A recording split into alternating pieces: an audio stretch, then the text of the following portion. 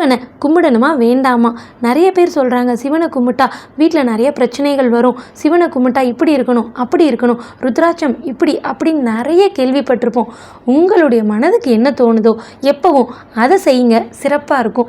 நான் இங்கே 2 கதை சொல்ல போகிறேன். இந்த கதையை நான் சொல்லலைங்க, அப்பர் பெருமான் சொல்லியிருக்காரு அவருடைய பாடலின் வாயிலாக. அதை நான் உங்களுக்கு கதையாக சொல்கிறேன். இந்த கதையை கேட்டு முடிச்சதுக்கப்புறம் எம்பெருமானை வணங்கணுமா வேண்டாமா அப்படின்ற கேள்வியை உங்கள் மனசாட்சிக்கிட்ட விட்டுருங்க. பதில் உங்கள் மனசுக்கு கண்டிப்பாக தெரியும். சரி, கதைக்குள்ளே போகலாம். கதை யாரை பற்றினது அப்படின்னா, உலகமே போற்றும் ராவணனை பற்றி, இன்னொன்று இந்த உலகத்தில் இன்றைக்கும் இளமையோடு வாழ்ந்து இறைவனை வணங்கி கொண்டிருக்கக்கூடிய மார்க்கண்டேயரை பற்றினா. முதல்ல ராவணனை பற்றி பார்ப்போம். ராவணன் அவருடைய போர் பராக்கிரமத்தால் தேவேந்திரர்கள் இந்திரர்கள் எல்லாரையும் ஜெயித்து வந்துட்டு இருந்த வழியில் கைலாயத்தை கடந்து வர்றாரு. கைலாயத்தில் சிவன் அப்போ இருக்கிறாரு அப்படின்றது அவருக்கு தெரியல. அந்த மலை குறுக்க வந்ததுனால என்னுடைய பயணத்துக்கு இது தடையாக இருக்குது, இதை நான் அப்படியே பெயர்த்தெடுத்து அந்த பக்கம் போட்டுடுறேன் அப்படின்னு ஒரு ஆணவத்தால், தன்னை யாரும் வெற்றி பெற முடியாது அப்படின்ற ஆணவத்தால் கைலாய மலையை தூக்க முற்பட்டார். ஆனால் நிறைய கதைகள் என்ன சொல்கிறாங்கன்னா, சிவனை தூக்கிடணும், சிவன் இருக்கிறாருன்னு தெரிஞ்சு தான் அவர் கைலாய மலையை அப்படின்னு சொல்லப்படுது. அப்பர் பெருமான் என்ன சொல்றாருன்னா, நிச்சயமாக கிடையாது. ராவணன் ஒரு ஆழ்ந்த ஒரு திருந்திய சிவபக்தன். நிச்சயமா சிவபக்தன் சிவனை அந்த அளவுக்கு ஆணவத்தோட தூக்க வாய்ப்பே இல்லை அப்படின்னு அடிச்சு சொல்றாரு அவருடைய பாடல்ல. அதனால் கைலாயத்தில் எம்பெருமான் சிவன் இருக்கிறாருன்னு தெரியாமல் தன்னுடைய 20 கைகளால் 10 தலையால் கைலாய மலையை தூக்குறாரு. ஏன்னா அது அவருடைய பயணத்துக்கு தடையாக இடையில் வந்துருச்சு அப்படின்ற ஒரே காரணத்துக்காக. தூக்கும்போது கைலாய மலை ஆடுது. அம்பாள் பயந்து நடுங்கிட்டாங்களாம்.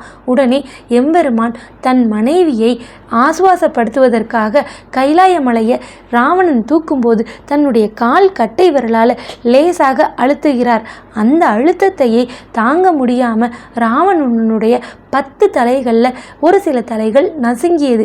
இதை தெரிஞ்சு உணர்ந்துக்கிட்ட ராவணன் நிச்சயமாக நமக்கு மேலே சிவன் இருக்கிறாரு அப்படின்றது அப்போதான் அவனுடைய மரமண்டைக்கு புரிந்தது.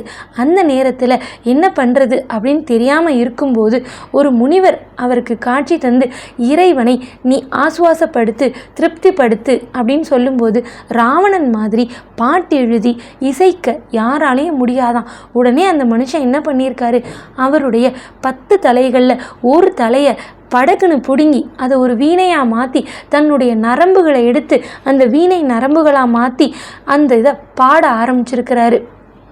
அவர் பாட பாட பாட எம்பெருமான் ஈசனின் கோபம் தணிந்திருக்கிறது.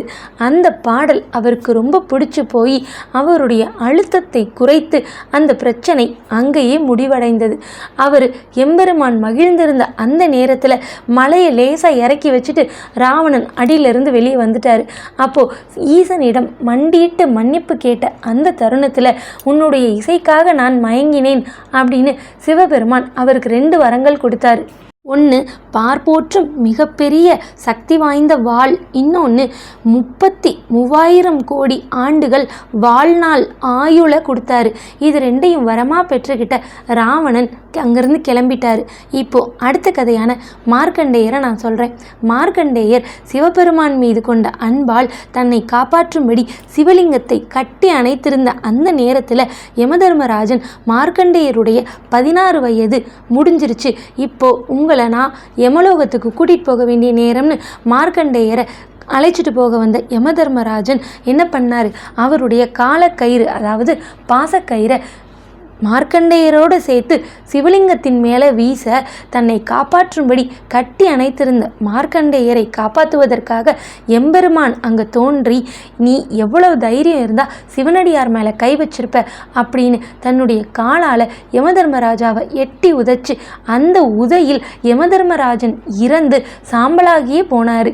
இது நிஜத்தில் நடந்த விஷயம், எதுவுமே கட்டுக்கதை இல்லை. சிவபக்தர்கள் இதை கேட்கும்போது நிச்சயமாக முதல் புல்லரித்து போவார்கள். அவ்வளவும் உண்மை.